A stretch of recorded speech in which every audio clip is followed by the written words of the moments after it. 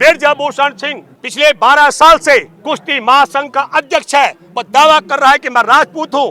वह मैं चैलेंज करता हूँ 100 ऐसे परिवार की बेटियां बता दे जिनको उसने राजपूत परिवारों में पहलवानी के लिए आगे बढ़ाया हो और ओलंपिक मेडल दिलाया हो, मैं मान जाऊंगा। ये पहलवान बेटियां जो जनवरी 2023 से मैदान में डटी, धरना प्रदर्शन किया, इनको सुप्रीम कोर्ट का दरवाजा खटखटाने के बाद मुकदमा दर्ज हुआ। हाँ, फिल्म बननी चाहिए हमारे देश में, फिल्म बननी चाहिए गुजराती ठगों पर। एक बड़ी रिपोर्ट आई, भारत के 28 जो सबसे ज्यादा धन लूट के भारत से भागे हैं भगोड़े ठग, उनमें एक भी मुसलमान नहीं। इन बेटियों की एफआईआर को दर्ज करने में आनाकानी करने वाले को जेल भेजो।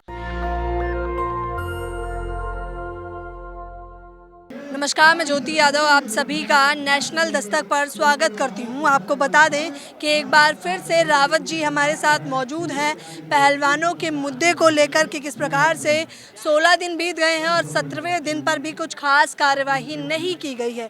इसी को लेकर हम इनसे बातचीत करेंगे। देखिए, मैं आज आपके माध्यम से नेशनल दस्तक और तमाम चैनल के दस्तकों से एक बात करना चाह रहा हूँ। पहलवान बेटियों को 16 दिन हो गए। ये पॉस्को के तहत जो मामला दर्ज है, 67,000 मामले पहले से पेंडिंग है, उसमें एक और इजाफा हुआ है।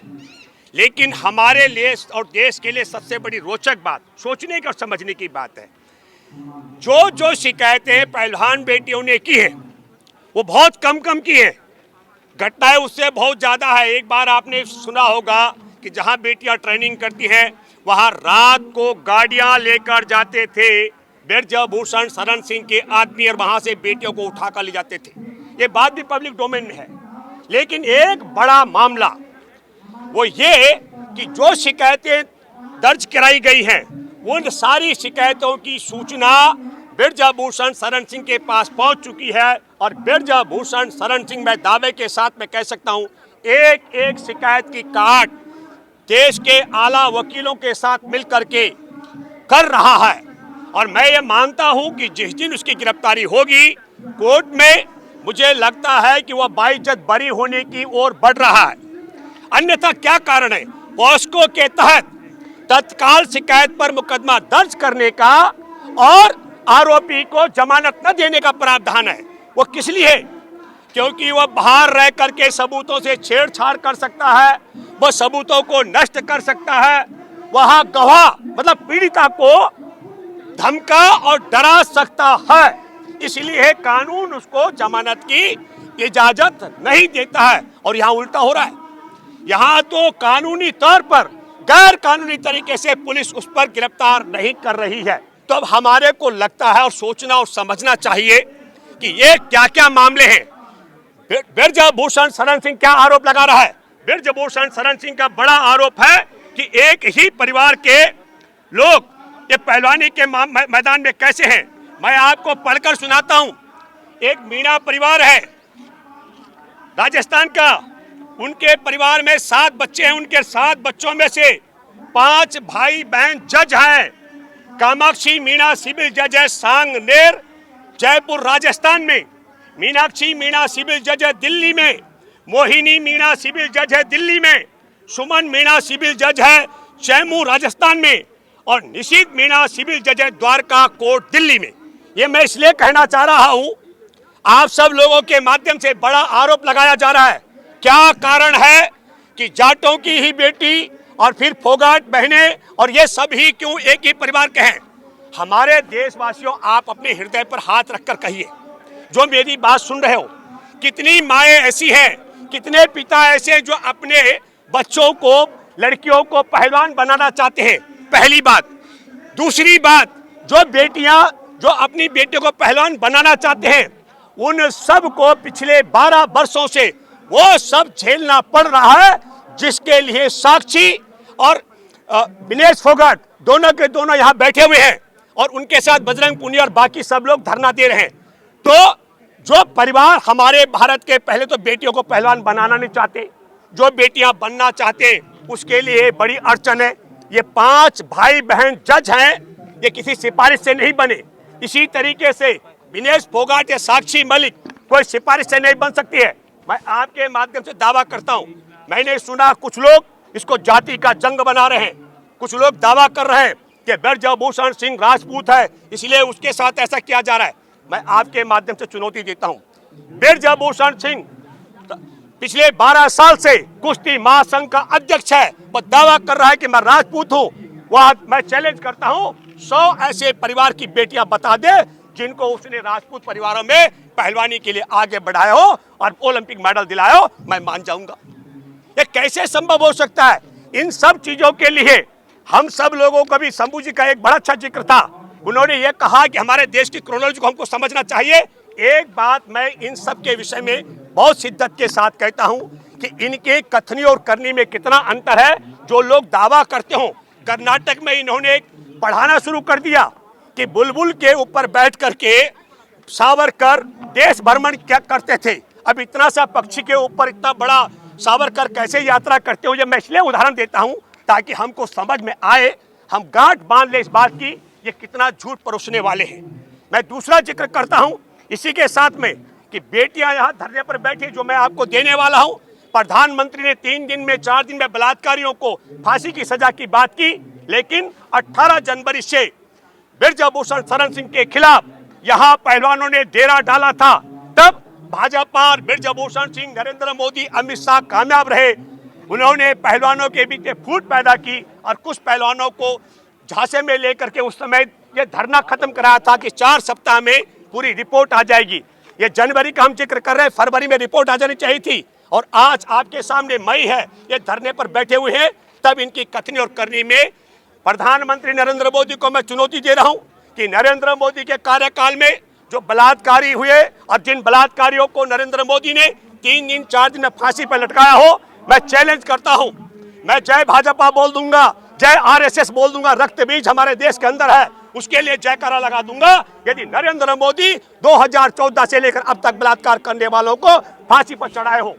जो बलात्कार करने वाले हैं उन सब के अगर हम जिक्र करें बारी बारी से, आपके सामने है एक बड़ा मामला, क्योंकि अभी हमारे देश के अंदर एक नई हवा खड़ी की जा रही है। कोई बात नहीं है, ब्रजभूषण शरण सिंह भाजपा के सांसद ने अगर इस देश की पहलवान बेटियों के यौन शोषण किया है, लेकिन वो राम मंदिर का घंटा बजाने वाले हैं कि राम मंदिर बना दिया गया है। तो देश को तय करना है कि यौन शोषण करवाने वालों को राम मंदिर बनाने पर आप छूट देने वाले हैं कि नहीं। ये लाइन उस ओर जाने वाली है। और तब मैं आपके माध्यम से बहुत साफ गोई के साथ कहना चाहता हूं कि ब्रजभूषण शरण सिंह को बचाने के जो तौर तरीके हैं उसको लेकर के इंडियन एक्सप्रेस ने भी खूब छापा है। कम से कम नैतिकता के आधार पर प्रधानमंत्री नरेंद्र मोदी झूठ तो बोले हैं कि 2014 से बलात्कारियों को उन्होंने फांसी के फंदे पर झुलाया है। मैं आपके सामने कह सकता हूं 2014 के बाद का मामला है।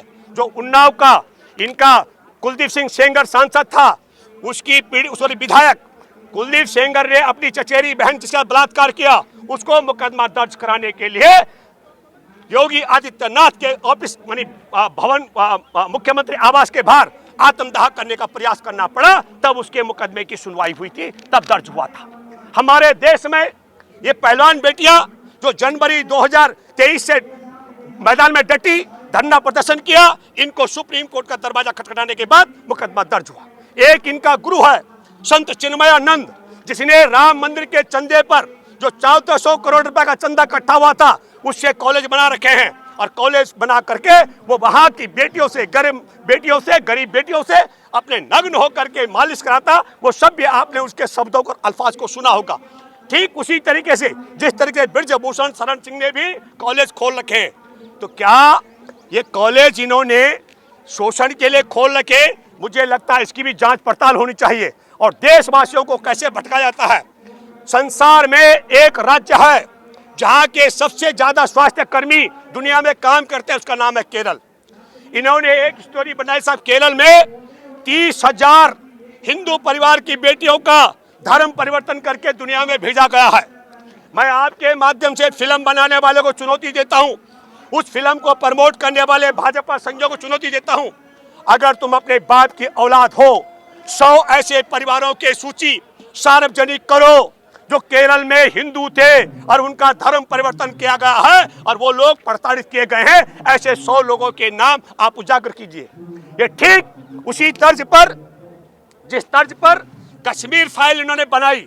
कश्मीर में अगर गृह मंत्रालय से आरटीआई के माध्यम से आप सूचना मांगेंगे, अमित शाह की ताकत नहीं है। मैं चैलेंज कर रहा हूं, अमित शाह 1000 हिंदू ब्राह्मणों की हत्या की सूची सार्वजनिक कर दे, मैं भाजपा जिंदाबाद कर दूंगा। लेकिन हजारों कत्ले आम कश्मीर में दिखाया गया। हाँ, फिल्म बननी चाहिए हमारे देश में, फिल्म बननी चाहिए गुजराती ठगों पर। एक बड़ी रिपोर्ट आई, भारत के 28 जो सबसे ज्यादा धन लूट के भारत से भागे हैं भगोड़े ठग, उनमें एक भी मुसलमान नहीं, एक भी सिख नहीं, एक भी ईसाई नहीं, एक भी बौद्ध नहीं, एक भी जैनी नहीं, और मैं दावे के साथ कह सकता हूं उनमें एक भी हिंदू नहीं। वो सब हिंदुत्ववादी है। और उनको भगाने वाले ये रंगा और बिल्ला तो हमारे देश में, और चाहे वो अदानी और अंबानी हो, फिल्म तो बननी चाहिए, और वो बननी चाहिए गुजराती ठगों पर। ये गुजराती ठगों पर बननी चाहिए फिल्म। और मैं आपसे इसलिए ये गुजराती ठगों की बात, ये केरल के फिल्म की बात, कश्मीर फिल्म की बात, कश्मीर का मैं एक जिक्र और करना चाहता हूं। 19 जनवरी 1990 को जिस दिन केंद्र में भाजपा गठबंधन की सरकार थी, उस दिन वहां पर जगमोहन राज्यपाल उपराज्यपाल थे, और जगमोहन ने पूरी मदद की और योजनाबद्ध तरीके से कश्मीरी ब्राह्मणों को भगाया गया था। पर एक रोचक बात बताता हूं, कश्मीर में एक ब्राह्मण था, मक्खन लाल बिंद्रू, दवा विक्रेता, उसको नहीं भगाया और उसने दवा बेचनी बंद नहीं की। और 2019 में धारा 370 खत्म कर दी गई, और अक्टूबर 2021 में मक्खन लाल बिंद्रू की हत्या कर दी गई ताकतवर सरकार के राज में। क्यों मारा गया मक्खन लाल बिंद्रू? इसकी तह पर जब हम गए तो मैं आपको बताना चाहता हूं, अदानी के एयरपोर्ट बंदरगाह पर मुद्रा पोर्ट में 24,000 करोड़ की ड्रग्स आई थी। और वह ड्रग्स कहां से आई थी? अफगानिस्तान से। और अफगानिस्तान में 15 अगस्त को तालिबानी सरकार बनती है, और 16 सितंबर को मुद्रा पोर्ट पर 24,000 करोड़ की ड्रग्स आई थी। उससे ध्यान भटकाने के लिए क्या क्या हुआ? एक उसी में अखाड़ा परिषद के एक महंत है, उन्होंने आत्महत्या कर दी थी। क्योंकि उनको उप मुख्यमंत्री उत्तर प्रदेश का मिलने गया, शायद वो 24,000 करोड़ के मामला था। 2, प्रधानमंत्री बिन बुलाए अमेरिका चले गए, और वहां के न्यूयॉर्क टाइम्स के फ्रंट पेज पे फर्जी न्यूयॉर्क टाइम्स छाप करके उसमें दिखाया गया प्रधानमंत्री को। 3, प्रधानमंत्री कभी उप मुख्यमंत्री की चौखट पर जा रहा था, और कभी उपराष्ट्रपति के, और कभी राष्ट्रपति की चौखट पर जा रहा था। और वापसी में आपने देखा होगा सेंट्रल विस्टा में उतरा है ताकि सारा ध्यान भटकाया जा सके। और हमारे देश में आर्यन खान को गिरफ्तार किया गया था, शाहरुख खान के बेटे को फर्जी मामले में किसानों का नरसंहार किया गया था, उन पर गाड़ी चढ़ाई गई थी। मैं ये बात इसलिए कहना चाहता हूं कि ध्यान भटकाने का षड्यंत्र है। और फिर मैं आपके माध्यम से एक बात कहना चाहता हूं, ये जितना समय दिया गया है गिरफ्तारी को लेकर के, इसका हमारे देश में शिकायतकर्ता पहलवान बेटियों को बहुत नुकसान होने वाला है। और एक एक शिकायत की कार्ड तैयार करके ब्रजभूषण शरण सिंह जब बाइज्जत बरी होने की तरफ पहुंच जाएगा, उसके बाद उस पर हाथ डाला जाएगा। और ये इसलिए हो रहा है, इस 3 बड़े कारण हो सकते हैं। एक, ब्रजभूषण शरण सिंह ने चुनौती दी थी कि अगर मैंने मुंह खोला जनवरी में, तब ये कहा था, तो सुनामी आ जाएगी। और एफआईआर दर्ज होने के बाद, सुप्रीम कोर्ट के आदेश के बाद, ब्रजभूषण शरण सिंह चुनौती दिया है नरेंद्र मोदी, अमित शाह और नड्डा को, तुम बोल के दिखाओ तो मैं पद छोड़ने के लिए तैयार हूं। इसका मतलब है उस चुनौती के बाद भी ये साइलेंट है। और अब 3 बातें आ गई हैं। एक, पहले कहा बेटियां पैसा लेके बैठी है। दूसरी बात कही मैंने खेल के नियम बदल दिए। अब तीसरी बात कही दी, खाप वाले अगर बुलाएंगे तो मैं जूता खाने के लिए तैयार हूं। मेरे दोस्तों, मैं भूपेंद्र रावत, हम खाप की पंचायत भी जाते हैं और खाप के खिलाफ भी पंचायत करते हैं, क्योंकि जो फैसला हमको नहीं जमता है।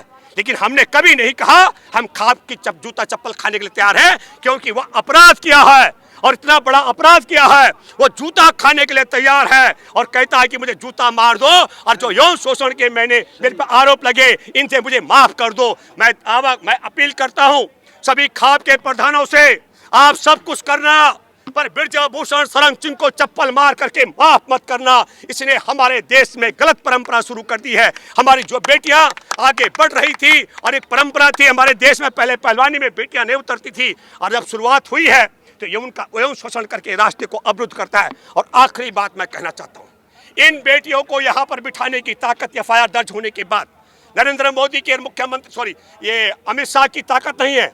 इसमें सबसे बड़ा अपराध हमारे देश के मुख्य न्यायाधीश के उस बेंच का है जिसने कनॉट प्लेस थाने में यौन शोषण की शिकायत को एफआईआर में तब्दील न करने वाले पुलिसकर्मियों को जेल नहीं भिजवाया और उनको जेल न जाने के कारण एफआईआर दर्ज होने के बाद जांच अधिकारी ब्रजभूषण शरण सिंह को गिरफ्तार करने के लिए आनाकानी और कतरा रहा है, क्योंकि रंग और बिल्ला का उसको भी आदेश है। मुझे लगता है कि हमारे देश की सरकार, इस देश की व्यवस्था और इस देश की न्यायपालिका नरेंद्र मोदी, अमित शाह अपने इच्छा अनुसार संचालित कर रहे हैं। ये हमारे देश के लोकतंत्र, संविधान, मानवता और भाईचारे और मैं कहता हूँ न्यायपालिका का सबसे बड़ा अपमान है। इसलिए मैं अपील करता हूँ, मुख्य न्यायाधीश से अपील करता हूँ, इन बेटियों की एफआईआर को दर्ज करने में आनाकानी करने वाले को जेल भेजो और जो ब्रजभूषण को गिरफ्तार नहीं कर रहा है उसके खिलाफ एक्शन लो। नई बात चल रही है, जज भी कहने लगे कि जांच हो रही है।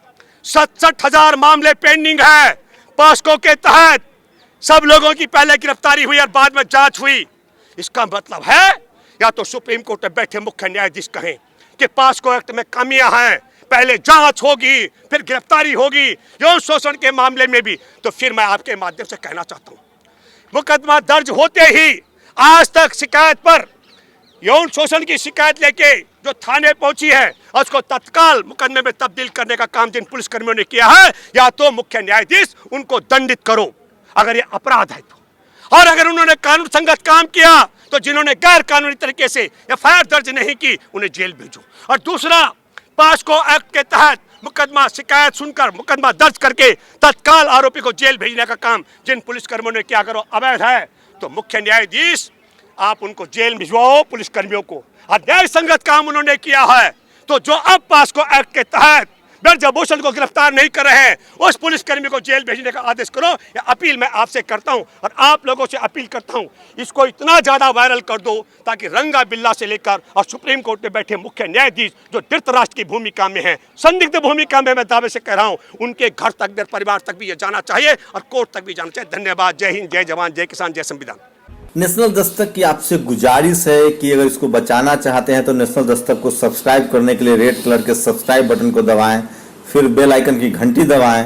नेशनल दस्तक को बचाने के लिए बहुत जरूरी है कि हर खबर को शेयर करें, लाइक करें, कमेंट जरूर करें।